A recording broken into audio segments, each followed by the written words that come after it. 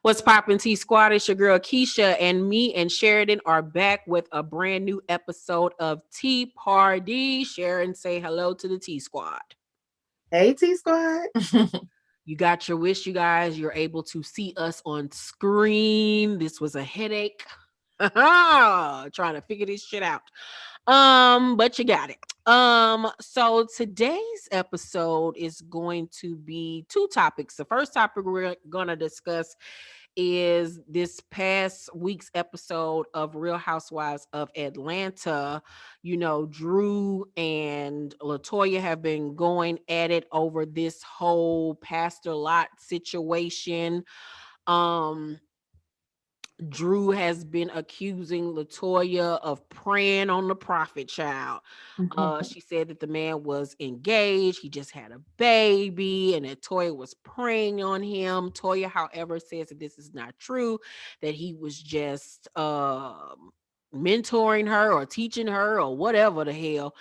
She even got him to film on screen. And somebody pointed out, friend, that ain't it something that he did a scene with Toya, but he didn't film a scene with Drew.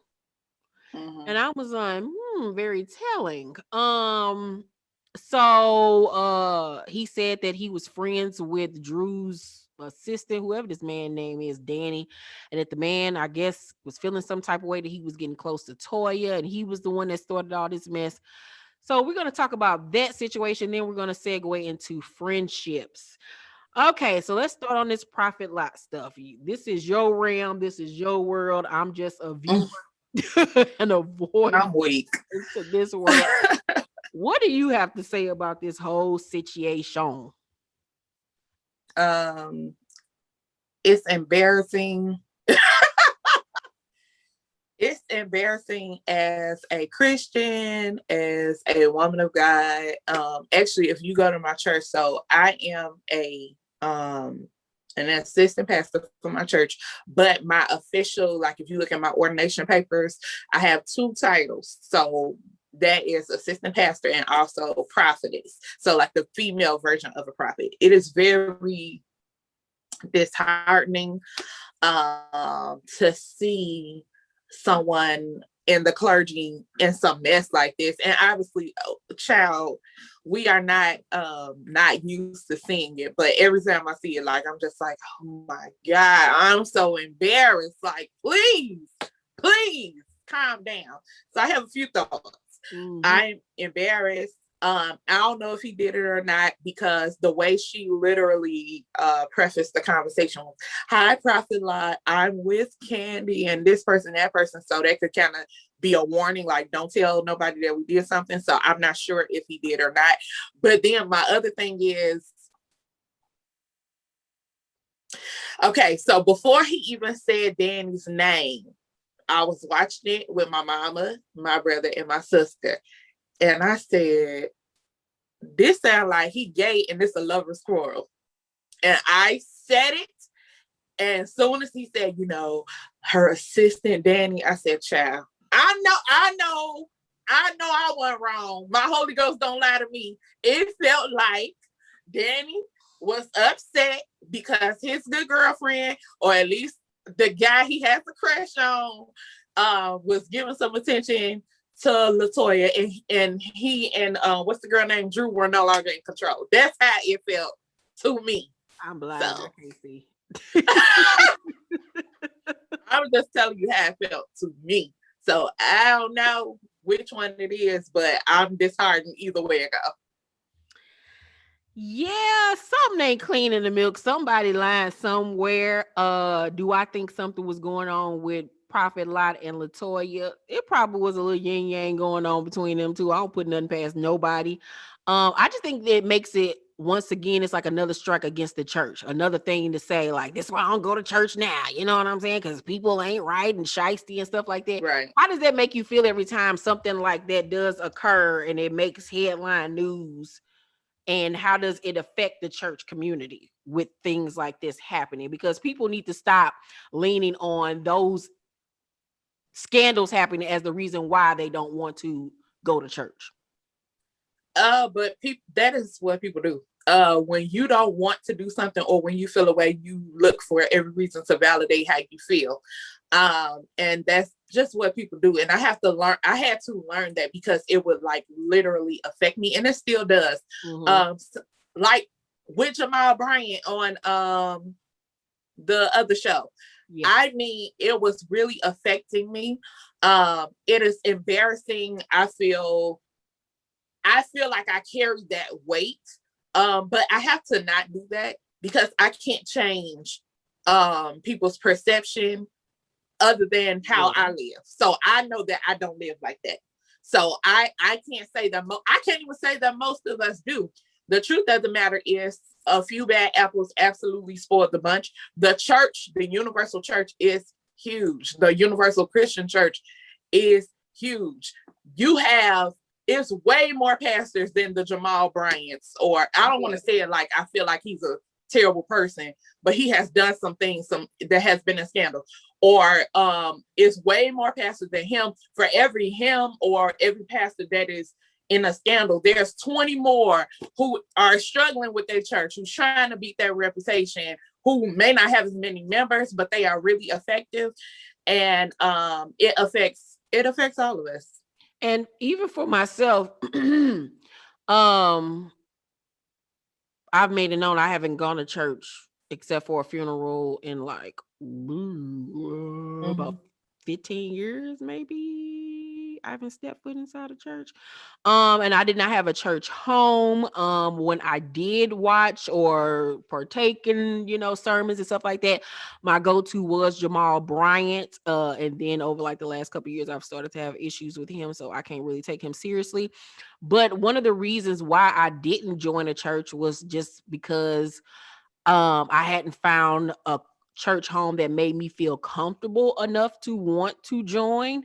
And when we became friends, and just asking you different questions about God and the Bible, and you explaining certain things to me that I did not understand, it made me feel more comfortable with, trying to figure certain things out about my beliefs, what I don't believe in, what I do believe in with the Bible and stuff, because there's certain things in the Bible that I just don't connect with, I don't vibe with, and I don't think that God felt that way. I think that man put that in there, but whatever, we'll get on that another day. But just talking to your dad and then watching, you guys preach and stuff, I was like, okay, this is the home that I want to go to get my spiritual guidance. And one thing that I've also stated is that you never pressured me, you never, whatever. Can I just say that you totally surprised me? Can we tell the T Squad that? Yeah. What? So I never pressured you. I never even told you to come and watch a service ever. I was just being myself. If God gave me something to share with you about your life, I would text it to you, or I would call you and say, hey, I had a dream that so and so. Or if you wanted to speak to my dad, and he would tell you what God said or whatever, and then I would keep moving. Like I was just being myself. Yeah. And then one day you called me, you was like, hey, so yeah, your dad said if we wanted to join the church, to hit you up. So I'm hitting you up. I'm like, wait, what? I was so taken aback and so happy at the same time. So I'm not the type to push my faith on other people. But I feel like I live it out loud. I'm not ashamed. Yeah. And will I tell you, hey, I feel like this is what God has for you, or share what I feel like God has put on my heart to share? Absolutely. But I'm not gonna try to make you be saved or make you be a part of my church. That's just not who I am. And I said all that to say, to get back to the reality show realm of it, is that with Drew, she, called herself trying to help Latoya and introducing her to all these people, then to turn around and weaponize it against her. And that's, I feel like sometimes it's not even more so about the pastors in some cases, but about the church folks judging Mhm. you and condemning you and setting you up to fail and all of these types of things. So, how do you feel about Drew in this situation? I don't like Drew. I was like not liking her before this episode. I'm sorry. I was there we go. I was not liking her on this show before this episode. This did not help. Um for me, first of all, let me be clear. While I do think that there are women who can use their sexuality to get men of the cloth to do kind of like what they want. Let's be clear, those are usually women who are already in the church, not women who are new converts. So let's not act like church hoes don't exist. She said Let us be clear. And so it's just like, let's be clear to everybody. It is just like the preacher in the church is like what a basketball player is to everyone else. Like the prestige of it, the look of it. I get to be on his arm, especially in a big church. Now, if you're in a smaller church, you know, it's the anointing in the spiritual is what money is in the physical. Mm. So it's like I'm drawn to this person, and he might not be the finest, but the way he up there delivering that word to them folks, baby, draws be coming off. Let's not act like that don't happen. So that does happen, but do I think that a new convert, not that I don't know their girl's past or whatever, but someone who is looking for new spiritual guidance, do I think that she was praying on him? No.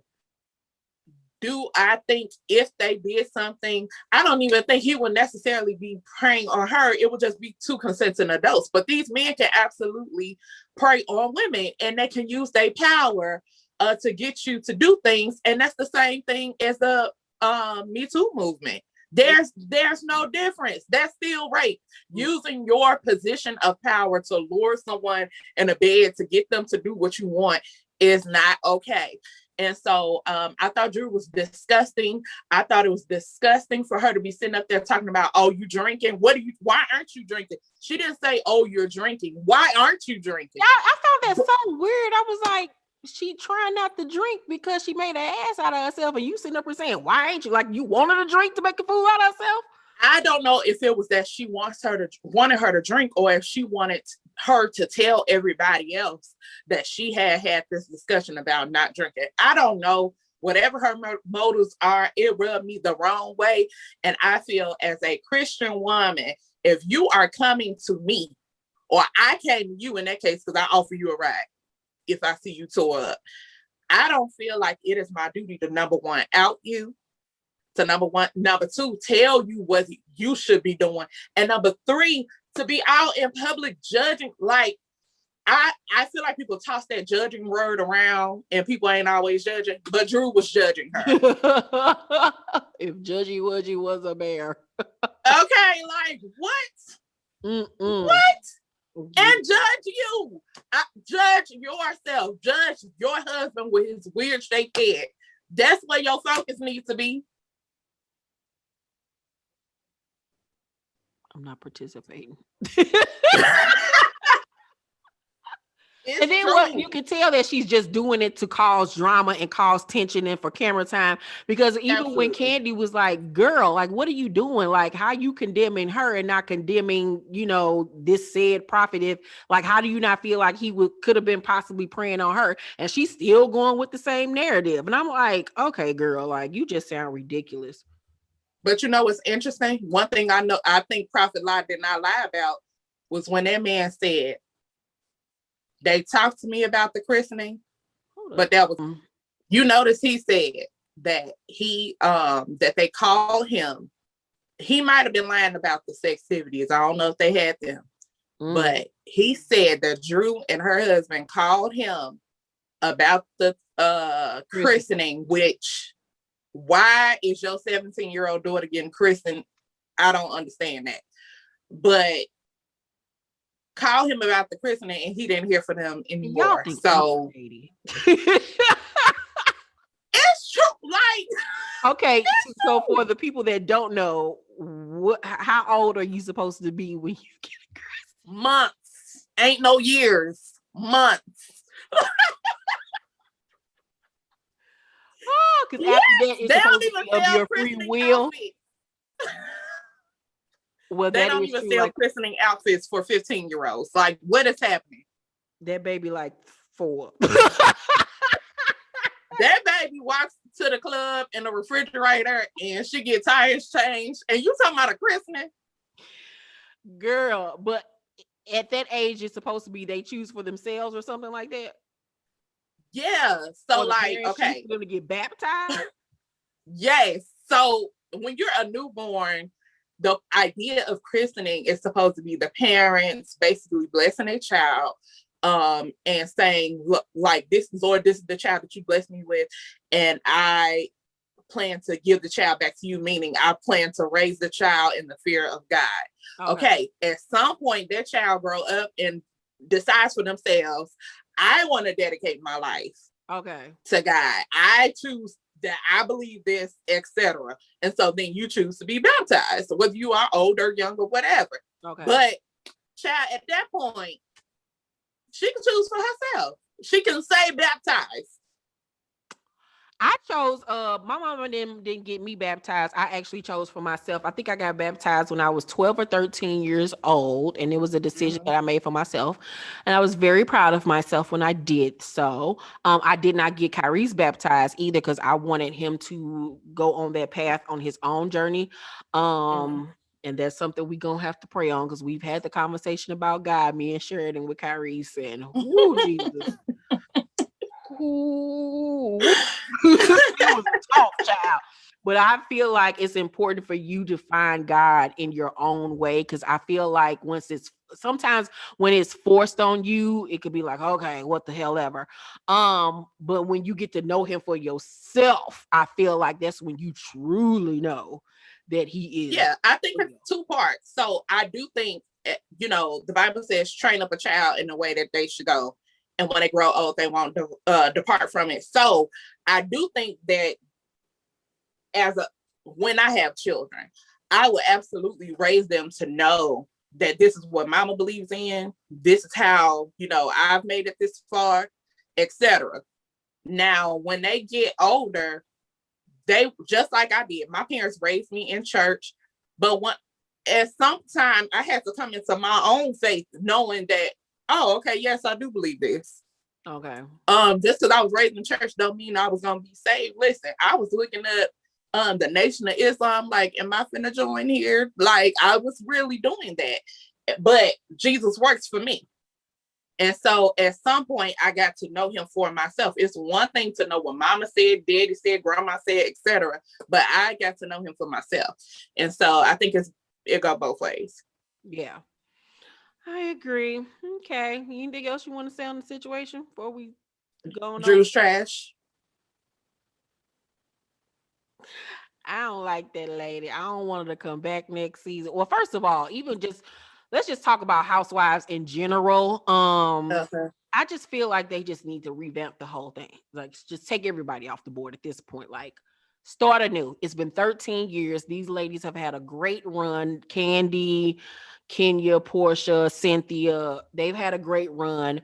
Revamp the show, new women, mixed cast or all black cast, whatever you want to do, but get some 20, 30, 40, 50, like from each age range, especially with the way Atlanta is now. It's a new Atlanta, like let's get some fresh blood in there and just revamp the show with new fresh storylines because I'm tired of this Kenya Portia beef.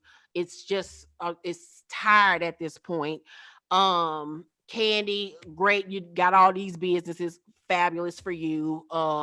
Tired of you and your baby daddy Beach Street or whatever that nigga name is. I'm so tired of that. Girl, Cynthia, you're remarried now. 3 years you'll be divorced, but okay, great for you, girl. Whoa. Whoa. That shit ain't gonna last. And Oh who else my is there? goodness. Portia, still dumb. Still dumb. Like dumb and pretty. That's pretty much. And she give a cute, funny line every now and then. But like literally, what else is she bringing to the to the show? I just really feel like they really need to revamp the show. I wanted to get back to the original Housewives, especially when I set up and went back to season 1 last week and was watching the season 1. Like it made me like excited watching it, and Nene's on my face gonna be like pow, and my lips gonna be like boom, and I'm gonna walk into the party like, Lips busting, eyes. yeah, like she was ready for that party, honey. And Sheree was like, yeah, no, you're not on the list. Like, I wanted to get back to that, watching Sheree go shopping, buying bags. And now that we know she could not afford that big ass house Sheree was in, Deshaun Snow and them gritty ass treats and the way she used to talk like this. I like Deshaun. Lisa and her chippery on speed ass attitude, child. Like, I miss that. Like, I want to get back to the glamour of it all, because compared to the other cities, them and Potomac and even Jersey, because Jersey don't even, well, no, that's a lie, because Jersey still does do big events. But specifically, Atlanta and Potomac don't even try to hold big event parties anymore. And Funky Dineva was actually talking about this, how like they was, he was saying like, the girls be spending all this money trying to have all these lavish events or whatever. And now they done got to the point where they going to play laser tag and stupid shit like that. The Housewives are supposed to be watching women of means live this extravagant, exuberant lifestyle that most of us will never be able to attain, and watching them be catty in their marriages and their businesses, this, that, and the third. Atlanta to me has lost that, Potomac, but like Atlanta has lost. I feel like Potomac, when I look at those women, except Robin, I see wealth. Robin feel like she could be box. Robin could be my neighbor for real, like a suburban house mom. That's what I feel. Robin, I live in the suburbs. Robin can live right here. I just want Robin to live in her truth. You just stop. To live in that big back truth. Robin knows she like women. Like, girl, okay, Robin. God. He's in love with Giselle. That woman is a lesbian. Them hats was the first sign. The fact that she started selling baseball caps, that was the first sign.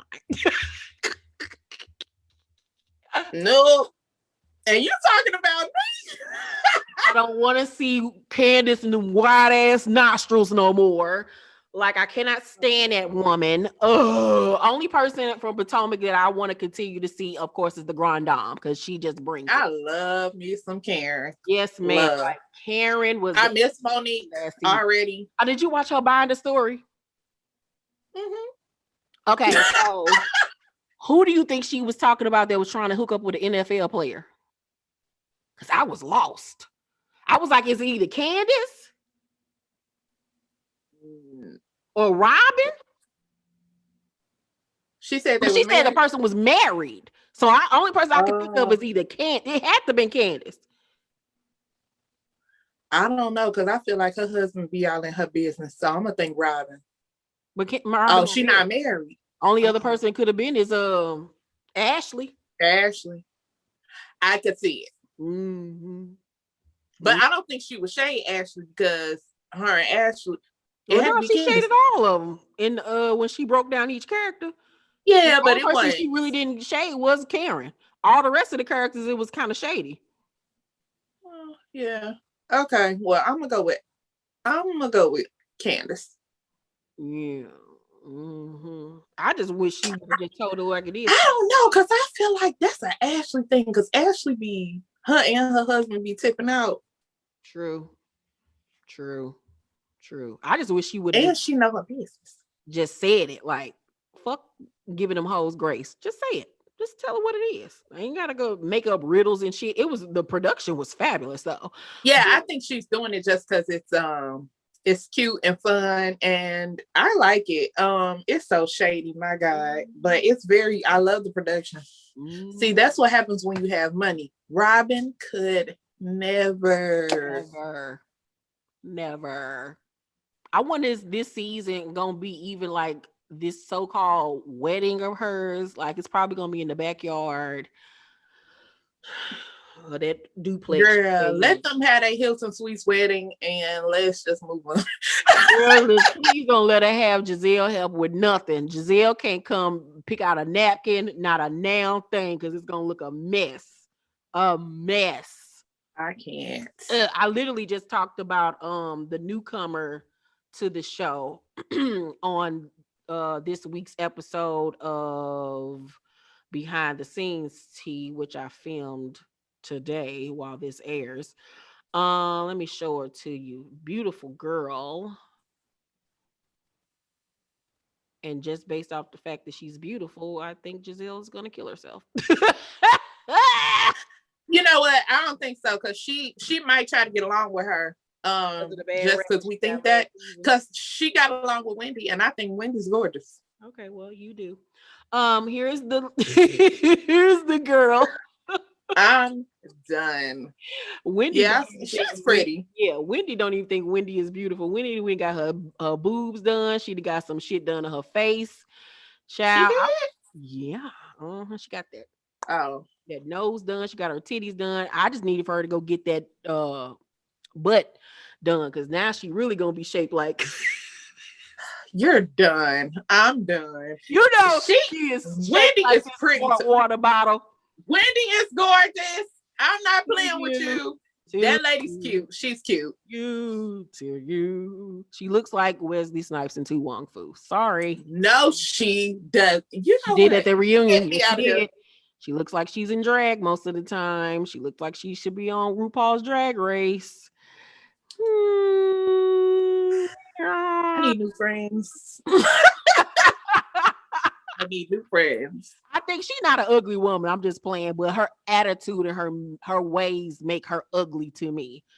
Like, because if that bitch say one more time about her having 5 degrees or 4 or however many else, but you on the same reality show as these other bitches, like, girl, get out of here.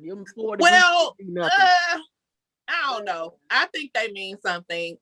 Of course they mean something, but it's not something for you to throw up in everybody's face because you wanted to go to school for 9,000 years. Ooh-wee. You're still on the same platform as me, trying to be a reality star. So at the end of the day, what was it for? Because you could have still been here without them for 4 degrees. But that's not all she's doing. I don't want to minimize her accomplishments. I think she is dope for doing what she did, going to school, all this stuff. I do not think she should weaponize it, but I think she's dope for doing that, becoming a professor, being a political commentator. I think she's dope for doing all of that. I just don't want her to weaponize it. I don't like her, Bernie. I don't like her. It's fine. I don't like her either, but I think she dope for getting 4 degrees. Let's segue into friendship because Marlo was recently interviewed and was asked about her and Nene's friendship. Let me pull it up. Wow. And this is why I be cracking up because people be so up in arm about these girls on these reality shows. Ain't none of these hoes friends for real. None of them. The relationship now is like with Nene, and how often do you talk to her? And do you kind of give her Housewives tea? No, I don't give her Housewives tea. I do talk to her. We don't talk as much as we used to because I just feel right now Nene is going through, this was a huge part of her life. So I feel that my sister's just right now going through getting her together, going through whatever she's going in her life, but still love each other. We just saw each other. Well, we didn't see each other, but we talked. We were out at the same restaurant. I was with my friend Guy, and she was with some friend girls, and we texted each other. We talked in passing. But yeah, we're good. Okay. It's not like how you saw us. I'm not going to sit here and lie like I'm with her every day and I'm on the phone with her. No. But I love her to death. Ain't nothing changed. And can't anyone talk bad about it to me. Okay. Would you like to see her come back to the show?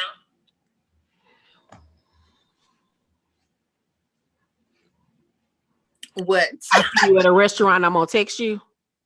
Hey, friend, I'm here. I'm not going to come over to you. We're not going to sit together. No. Like Young Miami. No. Girl, bye. Y'all not friends like that. None of these girls are friends like that. For real, for real, for real, for real, for real. Once they off the show, if you pay attention, once these girls leave the show and then they get interviewed and they say, "Are you still friends with such and such?" No. They just friends for the show because they need alliances. And I know damn well Nene ain't feeling the fact that Marlo is still on the show and she's not. Mhm. And that's probably the reason why they don't talk. I think let me say what we've seen of Nene on this show shows it's exactly that. Unfortunately, Nene only does friends who do what she says. Yeah. And if you don't, so the fact that Marlo would continue to film and Nene staged a boycott. This is not that she just isn't on the show, but she staged a boycott against the show. I could see how that could be a problem. A big problem. But I feel like that's a good way to segment into the whole friendship thing because I take friendship very seriously. One of the things that really made me start even confiding in Sheridan is my trust issues. That was one of the things where we first started talking about is how I don't trust motherfuckers and I be side-eyeing everybody because I just be thinking the worst of everybody. Because I just seen so much, been through so much, and I just know how folks are. So the people that I do allow into my life, I take very seriously. And then when I have been betrayed by people that I have done good to and they never did nothing bad to, that's what hurts even more. I know you've gone through situations like that. So it takes me a long time to even call somebody a friend. Hell, it's gonna take a long time for me to call somebody a best friend. But like I was just saying, like I just don't take friendships lightly. I really care about the people that are in my life. So that's just like me and you. If I see you out at a restaurant, I'm not going to text you if we're friends. And like she said, can't nobody talk bad about her. I still love her, whatever. I'm not going to see you out at a restaurant and text you and say hi.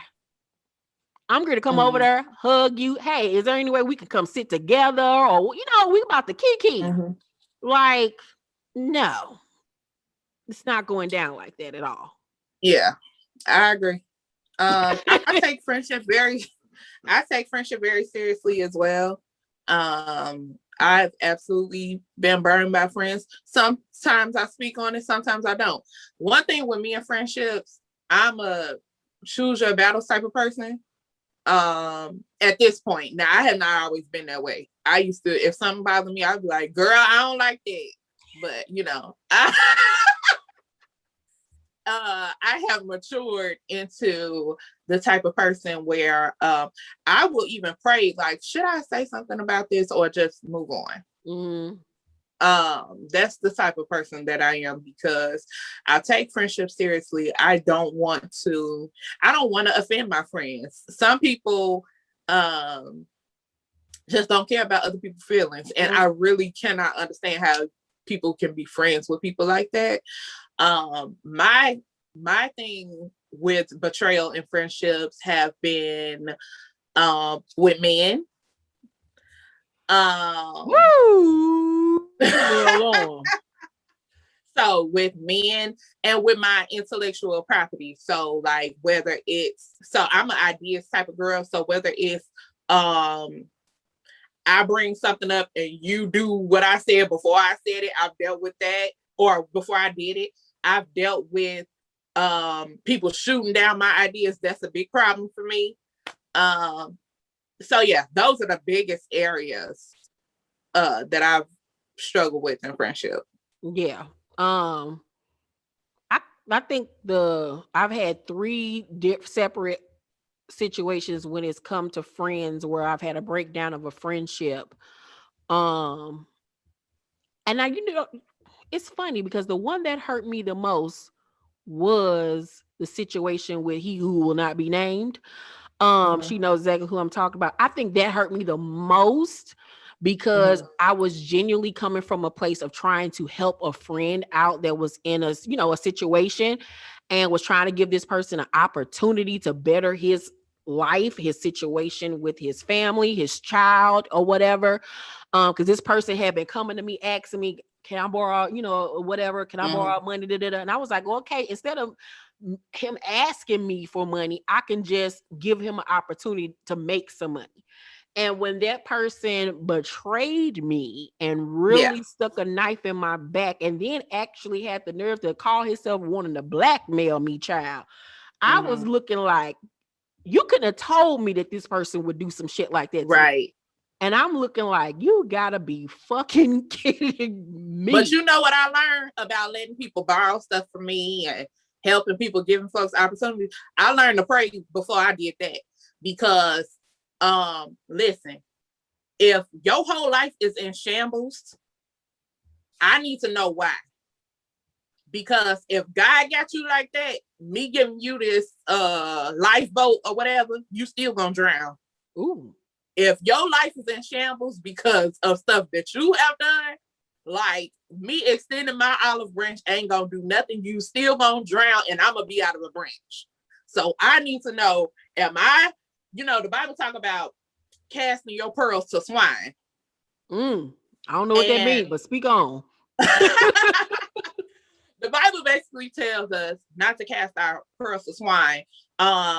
Swine meaning literal pigs. And okay, now I get the analogy. So a pearl is something precious, right? Right, precious, and then you get right. And a pearl has value. So if I think it was, I can't remember what preacher said this, and it has stuck with me. They said, if you throw, casting means throw. If you cast your pearl to swine, they'll charge at you thinking you threw something at it, not realizing how valuable of a thing you just gave them. Whereas if you give it to someone who values it, it don't matter how you gave it to them. They'll be like, man, I could live off the value of this pearl. And so I'm not into giving my ideas, my visions, my money, my help to just anybody. You got to be somebody that looks at it and say, this is something of value because I didn't have to have this. Yeah. So if you can't pay your bills and you okay with bad credit, do I need to help?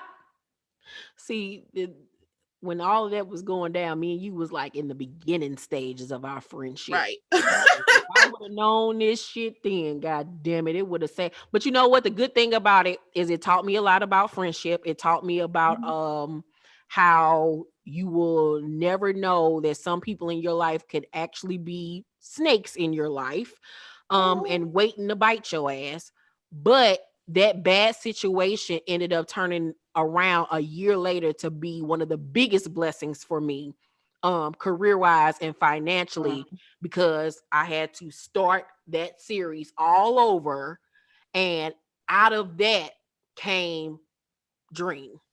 And I was like, okay, God, so you wanted me to go through that so I can get to here. Okay. Girl, I did the same thing when I stopped being friends with my former best friend. And we have now cleared the air, so I feel comfortable. I don't like her. Fuck her. Stop! We've cleared the air, so I feel comfortable sharing this. But when that friendship ended, I was distraught. But from that came my series, Church Girls, which has been available very right lucrative now on Amazon.com. Yeah. Thank you. So it has been a life and game changer for me. I feel like, and let me be clear before somebody in the comments try me, yes, you can help people out. It's not talking about not helping. I'm not talking about not helping people, but I want you to be clear as to who you're helping. And if they're in that situation because they got bad habits, maybe you giving them money ain't the answer. Need the help, and then they could end up bringing your ass down. Exactly. Well, and hindering. Right. You. So that's one of the Yes. things that honestly I have been trying to work on is praying about things before I jump into them, because I'm a type person, and Sheridan knows this. If I come up with an idea, I'm starting on it immediately, Mm-hmm. and then I just get to going and going and going and going and going. And I need to stop and learn how to consult him first, because this might not be Right. something that he wants for me. So Or it could be what he wants, just not now. yeah, very much true. Very, very much true. So I have had to learn how to stop and say, okay, God, is this what you want for me? If so, da da da da da da da. But one thing that I can say about friendship is that God has really placed women in my life that not only are my friends, but I have seen this over like the last maybe about 4 or 5 years, where I see how God is moving on my behalf by the people he's been placing in my life, a la Sheridan, a la Sharita, a la Gayleen, a la Vita, Tasia, Brenda, my agent, my second mom. All of these women I have noticed, and I just been sitting back like, I see what you're doing, God, because God is building me a team that when he takes me to that next level, they're going with me to the next level as well. And so everybody's going to have a position, everybody's going to elevate, everybody's going to be financially blessed. And so I'm seeing this tribe and team of beautiful, Black, smart, intelligent, creative women that when I do elevate to that next level, what I've been praying for, I already got my team around me of women that I trust and believe in. And that's one of the things that I've noticed on this channel when me and Monique do Since You Ask and stuff like that, that a lot of women out there, no matter what age you are, have really struggled with finding really good female friends. And Mm-hmm. Mm-hmm. that's astonishing to me. You know, I've been best friends with Losha now 30 some years, me and Monique 20 something years or whatever. I've been able to sustain really good female friends, and I've been able to meet such beautiful women throughout my lifetime, even the women that I'm not currently friends with right now. Mm-hmm. But I find it really odd that some women just don't have good people around them. And maybe it's because of them, maybe it's because of the people that they're attracting or are still allowing in their lives. Because it'd be funny to me how women will be friends with somebody they really don't like and be talking about them. And I'm like, what? Why are you friends with this person? Like when me and Monique do Since You Ask, and people will write in and talking about their friends and their life and how they don't agree. I'm like, well, why are you friends with this person? Why? Mm-hmm. Just say you got. Listen, I don't fool with women who openly dog out other women. I don't fool with women who openly, I don't even do females. I don't fool with them, because what about you is attracting crappy female friends? Because you are attracting what you are. I don't fool with folks like that. If you only attracting negative Nancy's, it's because you negative, and birds of a feather is flocking together. Light walk with light, darkness walk with darkness. If all around you is dark, you need to take an introspective look at yourself. Of course, there will be stumbling blocks here and there. There'll be problems here and there. Every friendship go through something. I could come to you and be like, oh, I ain't really like that you did that. That's one thing. To hate your friend, because you gotta hate your friend to write in. Y'all don't think it's hate, but to write into a stranger, to dog your friend, is one thing. To complain about a problem or figure out how should I resolve this, but I watch Since You Ask to literally dog out your friend. Y'all not friends. All these folks be. I be like, but one thing about me is I can't deal with no messy people. I joke and play on her, talk about celebrities and stuff like that. But in my everyday life, I don't want to be bothered with that shit. That's why when people be in the comment section going in and all that about people that they don't even fucking know, girl, I do this for a living and going on about my life. I don't give a goddamn about what other people do. I be so oblivious when people be asking me, do you know about such and such? And like in real everyday life, I be like, I don't know who you talking about, because I be over here in my bubble. I don't bother nobody. When me and Sheridan talk on the phone, we ain't sitting up here talking about this author or this person or that Oh person. no. We sitting up on the phone talking about our next business plan, what we doing with these book boxes, what she doing with her book bags, what she doing with her next author, what we doing on our next book, our next vacation, what we gonna do when we finally get married, what we finally gonna do when we bust it wide open for one of these niggas. That's what we talk about, our next hairstyles, clothes, and Right. stuff like that. I don't want to be sitting up on the phone with nobody that's telling me somebody else's business, because what I've learned is if you talk to me about somebody else, I know for a fact you telling that next person my business. Period. Period. Pooh. And that's another thing. You have to watch out who you call friend. I have talked about this story a million times about when I started working on my first novel, me and my boyfriend. And this was a person I grew up with, knew my whole entire life. And when I read to her the first chapter of the book and she told me, girl, you need to put that up. This was somebody that I trusted, I loved, we had grown up together. And if I was a weaker mind person and had let her negativity and hating sway me, I wouldn't even be here today. You got to be careful who you call friend, because that same friend will talk you out of something that could be a blessing to you, because they don't want to see you elevate. They want to keep you at their level. But Keisha, it didn't even have to be that. Let me tell you why. Baby, people can only advise with the lens that they have.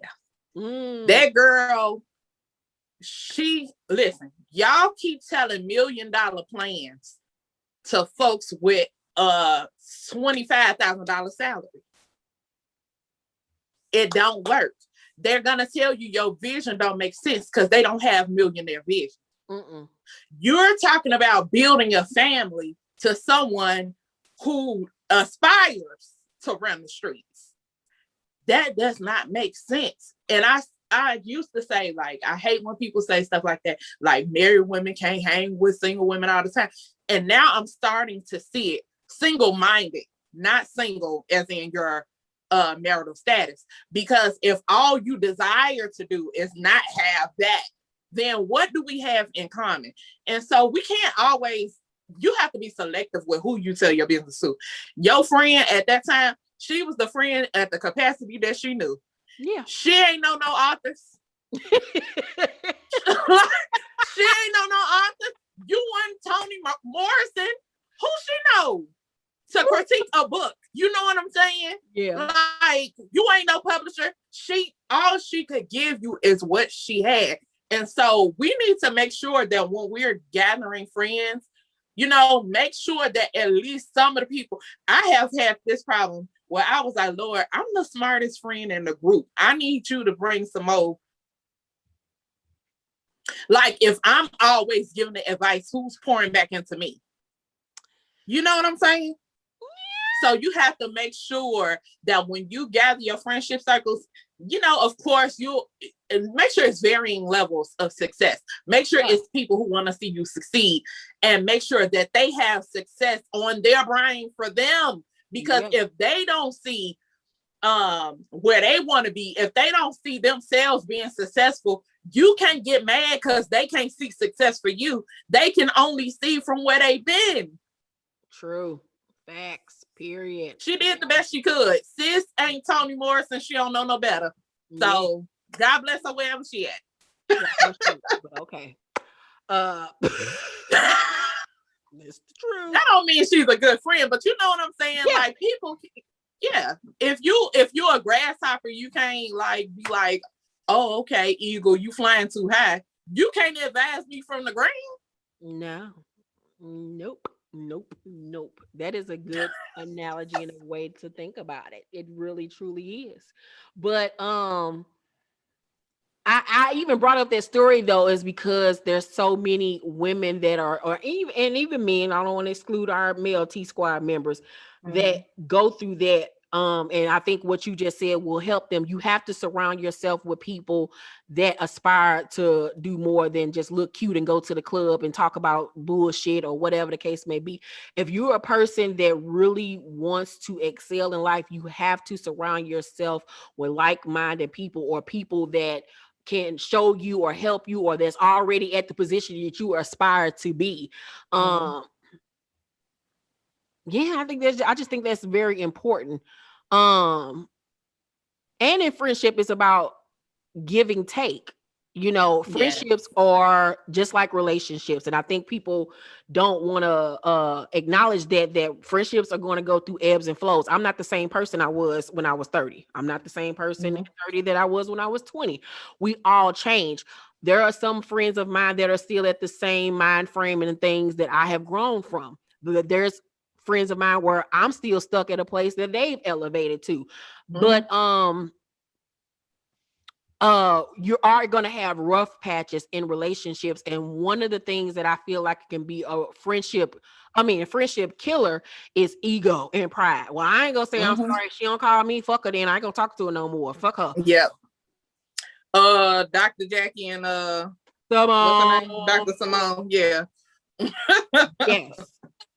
Yes, and that's something that I have been thinking about with me and the ex-friend of mine that was an author. And you know how I told you how we fell out or whatever. And I have often wondered, like, should I give her a call? But then what stops me is the fact that it was like a few years after we fell out, maybe about 2 years after we fell out, I got a DM from a friend of hers that she was really cool with. And that person DM'd me and was like, me and her don't talk no more. And basically in a roundabout way was trying to come to me to tell me that she was talking about me to her. And I was just like, okay. Well, I was like, well, I ain't got nothing to do with that. I didn't even feed into it, like get off my line with that. I'm glad you didn't. Yeah. So that's the thing that has held me back from reaching out to her, because I believed it. Cause she used to talk about her to me. So that's why I was like, oh, she ain't lying about that. So, but I have struggled with that. Like, should I reach out to her? Because I think you should. Y'all don't have to be friends again. But the fact that it's on your spirit, like, I feel like you should. For me, listen, I just wanted to clear the air.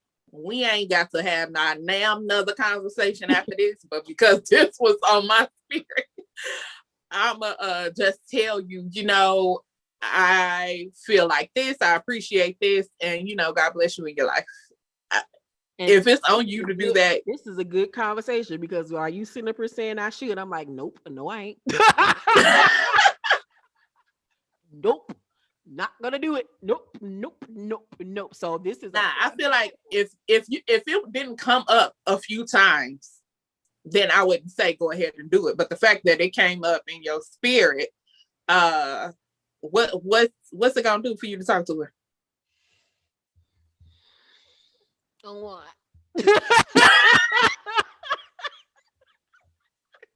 That's how. And then I think this is another thing, because we're literally talking about something real. It's the awkwardness of it all. I haven't spoken to you and I don't know how long. I don't even know your number no more. Like, to even reach out to you and say, hey, like it's just weird. Like, ew. Like, and I don't like awkwardness. It makes me uncomfortable. Like, so no, I'm not gonna do it. I wish her the best, but I'm not gonna reach out. Okay, let's pray about it then. Okay, let me be real with your audience. So I just had a similar experience. But see, you didn't with my form. Called you, so it's a difference. Correct.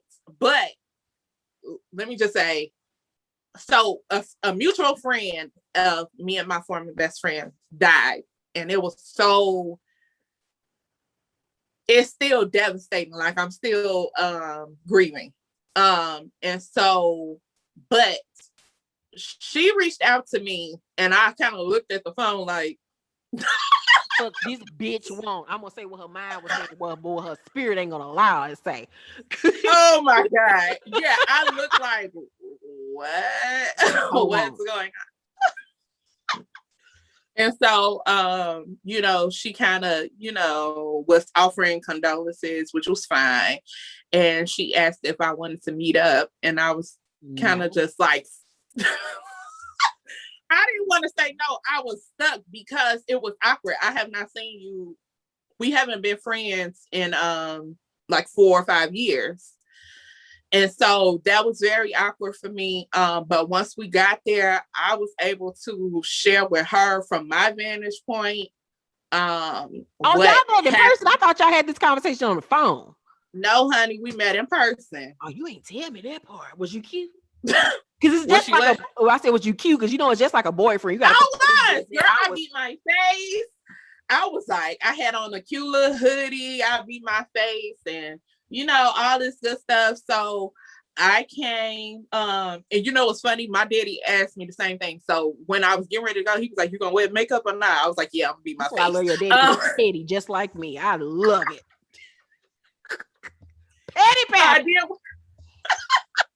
I definitely wore makeup. And you know what? Once we started talking,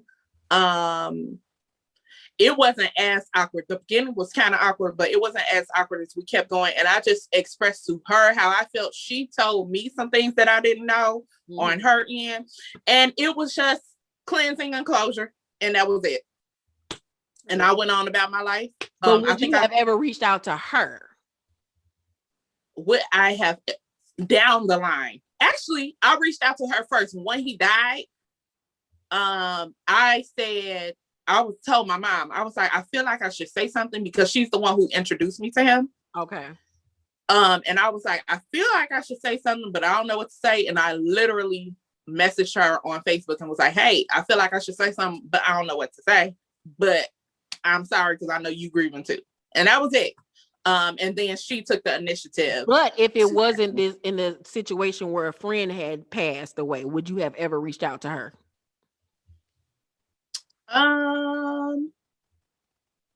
Maybe. No, because it wasn't on me to do that. Okay. If the few times that we have connected in between our loss of friendship, it literally has been tragedy or something has happened. Okay. She's reached out to me because one of my publishing clients was on a platform of hers, like that type of thing. Okay. But that wasn't something that was pressing on my spirit, or I woke up like, should I reach out? No. And to just be clear with this person I'm talking about, the thought has only came up maybe about 3 times over the time of us. Shut up. Yeah, it won't be today and probably won't be tomorrow, but we'll see. But you never know why it was on your mind. Like, you never know why. True. She might want to reach out to you too and having the same, like, she don't want to talk to me. Very much true as well. Very much true as well. But yeah. You got anything else you want to say about the topic? A friendship? Yeah, I just feel like we should just treat others how we want to be treated. That's in friendships. Not, and this is important, I have learned to treat people how I want to be treated, not necessarily how they treat me. And I know that takes some real maturing to do because I am petty by nature and I have to like counteract the petty. Yeah, because I'm one of the people, I give you 3 strikes, you out. Like we go through something, we work through it. We go through something, we work through that 3rd time. Okay, it's done. I'm not going to be going back and forth with nobody. But I don't think I think like that only because it depends, right? So it has to be something major. Oh no, I ain't talking about like nothing little. I'm talking about big stuff. Like, yeah, we go through something big and then I give you another chance and then you do it again. Like, yeah, no. Yeah, I think it depends on the person's the posture of their heart. Like, because I feel like we judge other people by their actions and judge ourselves by our intentions.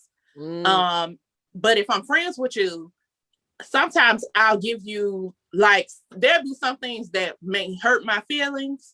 And sometimes I won't necessarily deal with it because I'll be like, you know what? I know at the core of my friend, that is not her intention for me.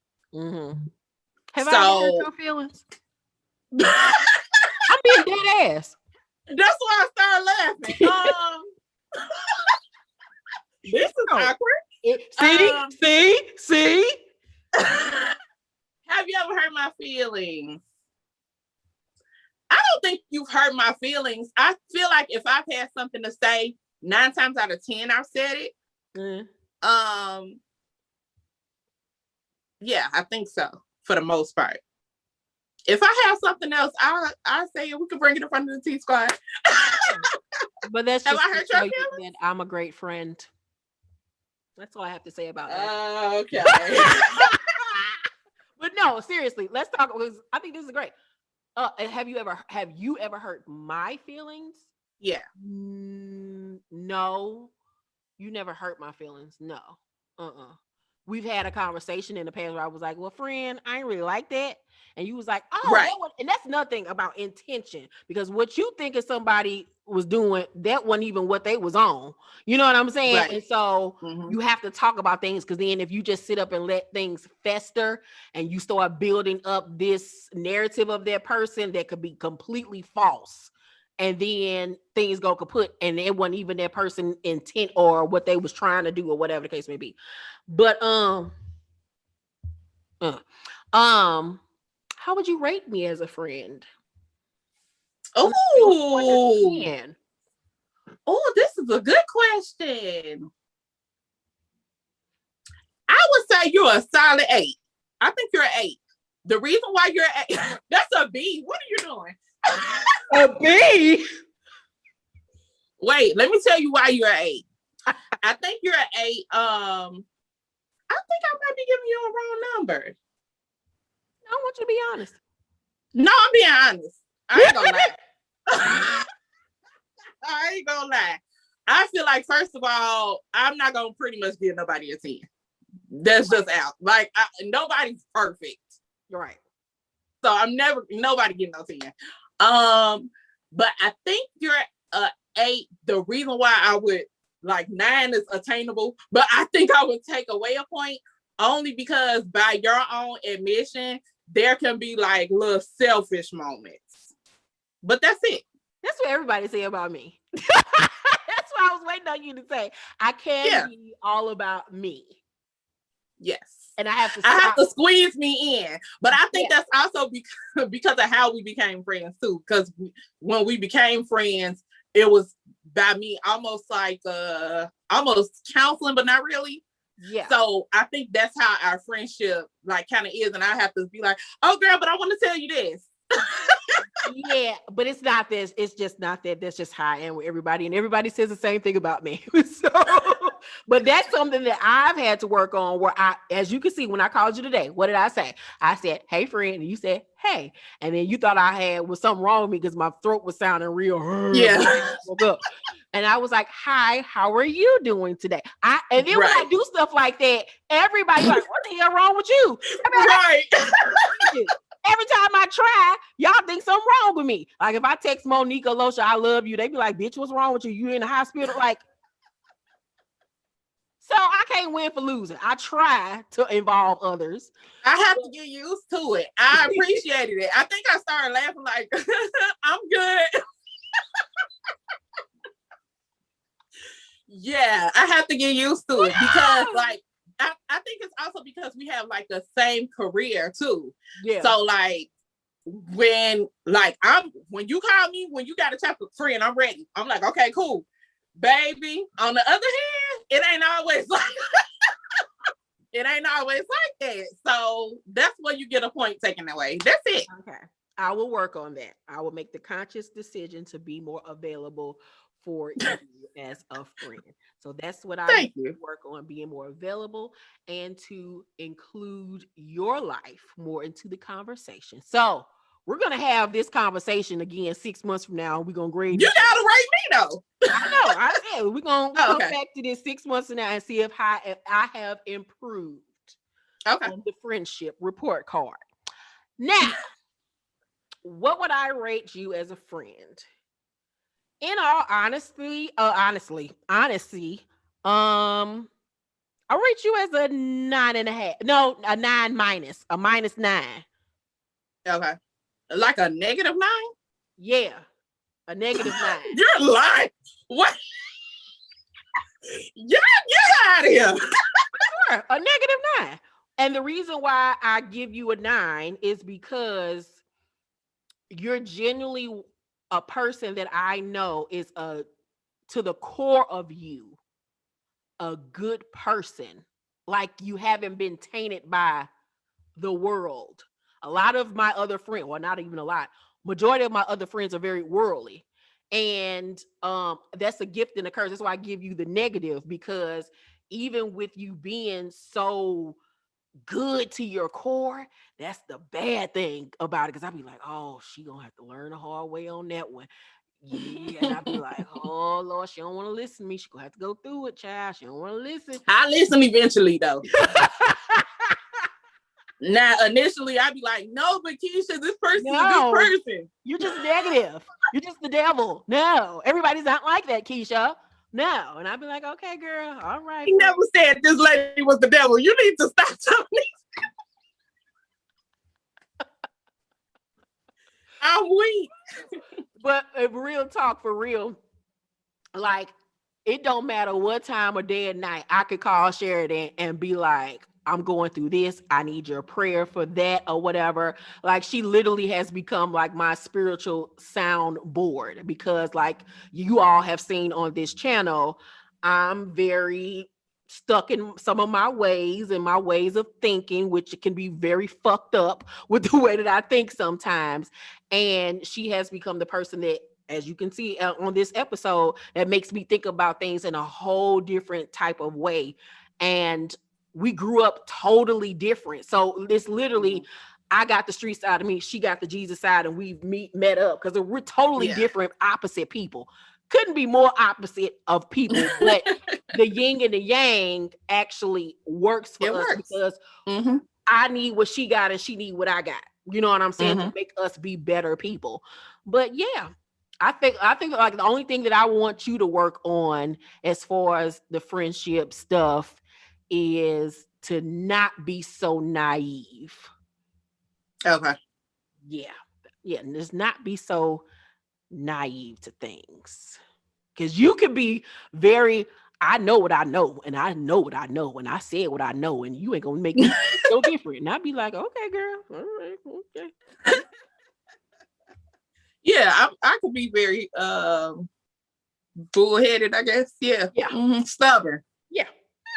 But other than that, great friend. She's almost at best friend. She almost there. By the end of the year, I'll be able to call her best friend. Yeah. I'm weak. No, I think the best friend positions is on lock. I ain't mad. Shout out to Losha. Shout out to Monique.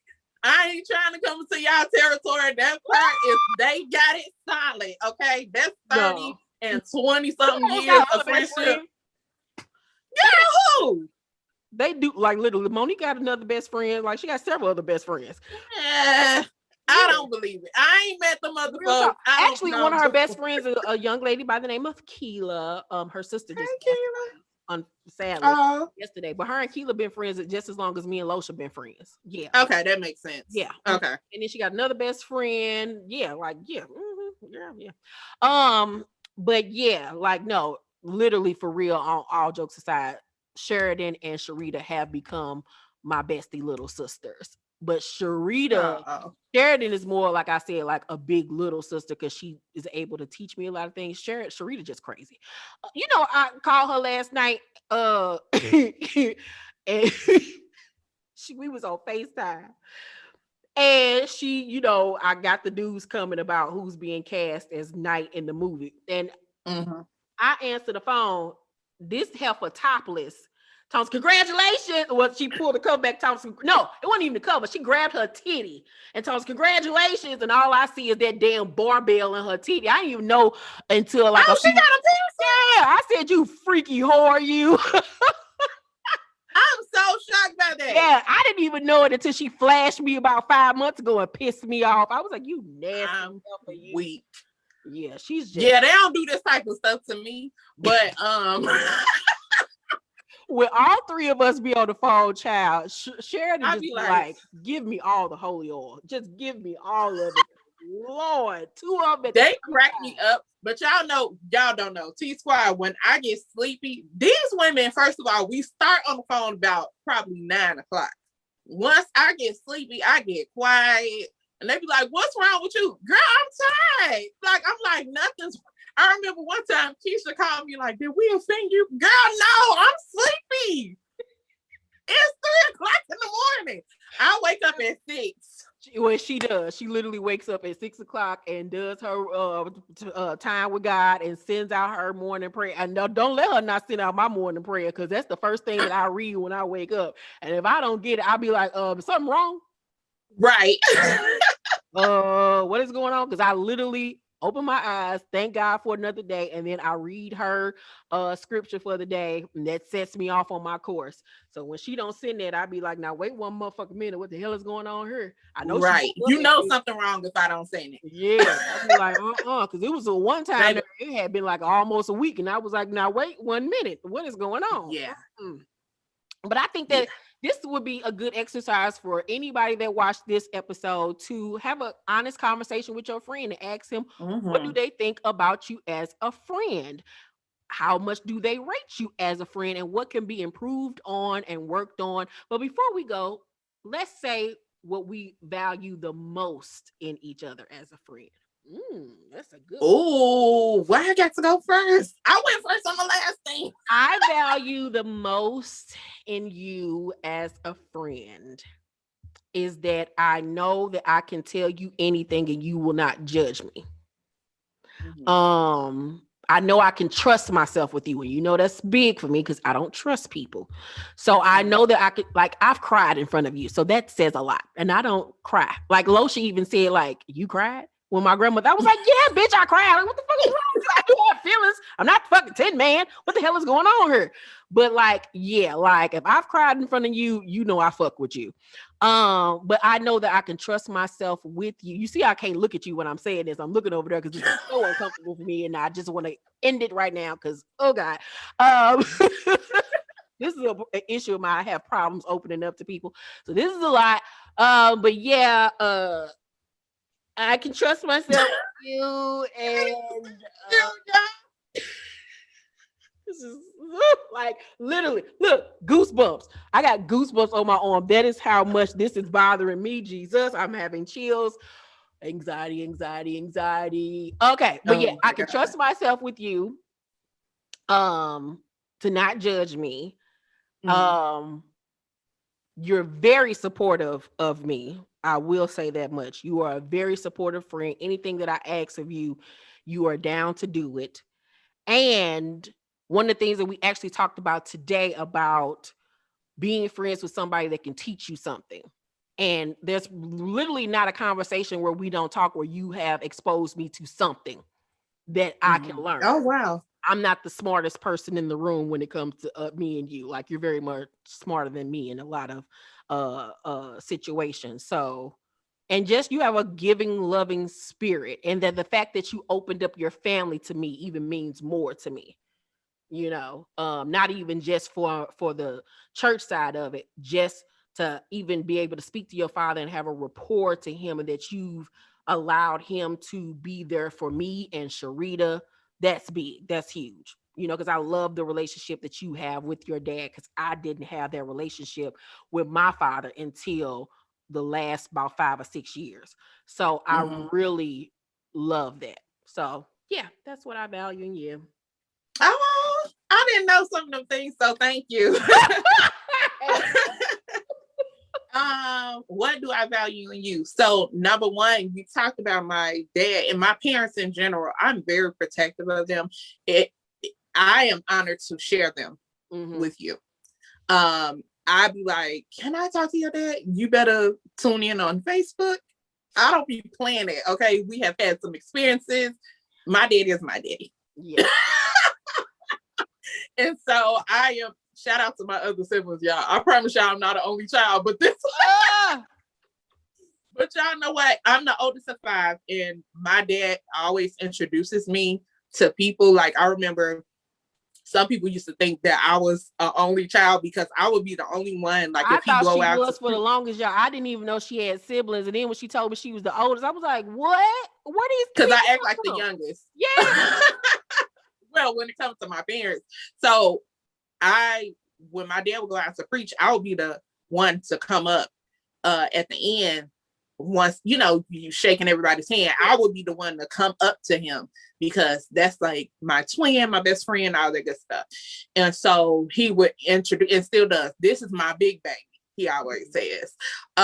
So it's it's an honor. I'm very spoiled by him, but I am okay with sharing him with you. Yeah. And I know you would never disrespect him. Mm-hmm. And I've seen that before. So I appreciate, we'll talk about that. I appreciate that. I appreciate from you that you never make, like when I run a dream or a vision or a goal past you, that is really big for me. I kind of don't want to tell people about the things I want to do and the ideas that I have. You never make me feel like they're unattainable. You never, you'd be like, girl, okay, you can do that, friend. So I appreciate that. That is rare. I don't know if people understand how rare that is. There are so many people who don't want to see you doing well or better than you are or better than them. And once you have people in your corner who want you to succeed, who say, maybe you shouldn't name it that, maybe name it this. Maybe you shouldn't go with the purple, go with the blue. Maybe you should go with the black instead of the white. Those type of people, instead of getting an attitude at the criticism, thank God that you got people who want to see you succeed. So I appreciate that. I appreciate you having me on here. Folks be having YouTube channels, you don't never see their friends or nothing like that. And you know that I want to get back into YouTube. Yeah. It's coming, y'all. It's coming the next few weeks. But I appreciate you bringing me on here and just thinking that I have something of value to say to people. So I appreciate that. Yeah, that's one thing about me. I'm always trying to figure out a way to put my friends on and always get them a coin in their pocket, child. I don't never ask her to do nothing for me for free. I always pay her on time. Even when I be like, girl, you ain't got to. I be like, nope. Not gonna say I ain't paying you. Nope. If we ever fall out, she won't be able to say I ain't paying for shit. Use a lie. Yeah, nah. Yeah, this was a good episode. I was kind of sleepy in the beginning of this one, so excuse me, but I feel like my energy got up towards the end. I thought I was gonna sleep real good last night because I was dog tired after filming the formal dress series, child. I was so freaking tired. I ain't never been that tired after filming. I think it's because I did video and taking pictures and had probably. And then Keon called me, asked me, do I want to go out to eat? And I really didn't want to go, but he was like, you got to go. And I was like, oh, so I had to get up again and then put on some clothes. And we end up just going next door to Morton's. But child, then I had that drink. I have not had alcohol.